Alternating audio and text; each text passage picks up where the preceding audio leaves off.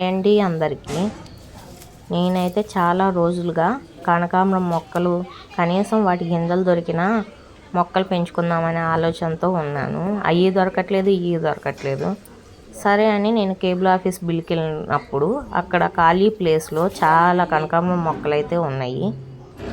సరేలేండి, మన కళ్ళు ఈఎంఐలతో మూసుకుపోతే మనకేడ కనపడిద్ది అని అనుకొని కనిపించగానే గబా గబా కిందకి దిగి వెళ్ళి 4 మొక్కలైతే కోసుకొని వచ్చాను. సరే కోసుకురాగానే మన పని అయిపోయిద్దా అంటే అవి పూడ్చి పాతి పెట్టాలి. దానికి ఏదో ఒకటి అయితే కావాలి. అయితే మా సందులో ఉన్న డస్ట్బిన్లో మట్టేసి ఉన్న ఆ ఖాళీ కుండీనైతే తీసుకొచ్చాను. సరే మొక్క పెడదామని చూస్తే దాంట్లోనే బోల్డ్ మొక్కలు ఉన్నాయి.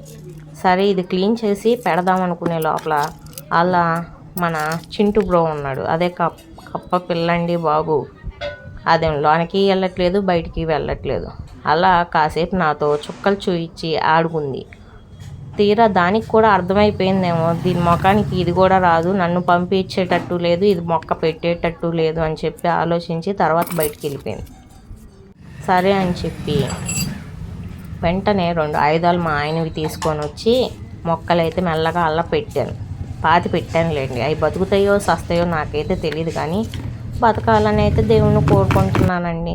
తీరా ఏం జరిగిద్ది అనేది ఒక 2 రోజులు ఆగి చూద్దాం, బతుకుతాయా లేదా అనేది. ఇలాంటి వీడియోస్ కోసం మన ఛానల్ని కొంచెం సబ్స్క్రైబ్ చేసుకోండి.